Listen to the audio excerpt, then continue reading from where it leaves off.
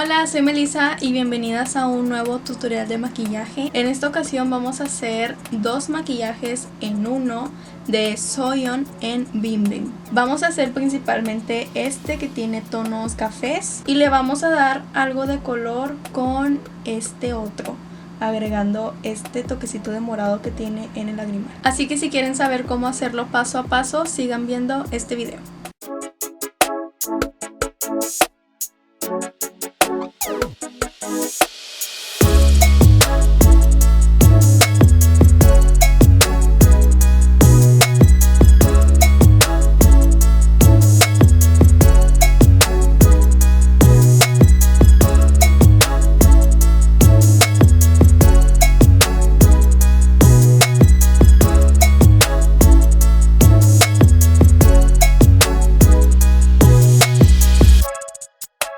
Vamos a poner café claro por el párpado móvil y lo vamos a elevar también un poco.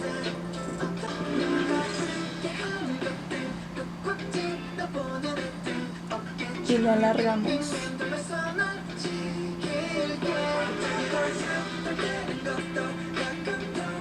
Con una brocha más pequeña tomamos este naranjita y vamos a difuminar el borde.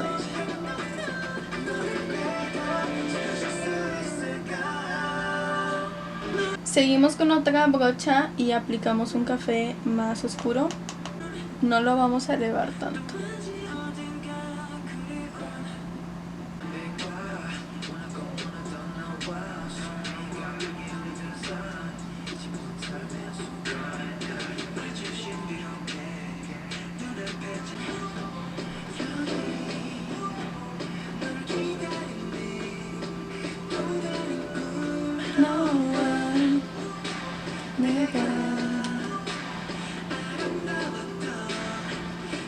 Después tomamos un tono café más oscuro y vamos a oscurecer las orillitas.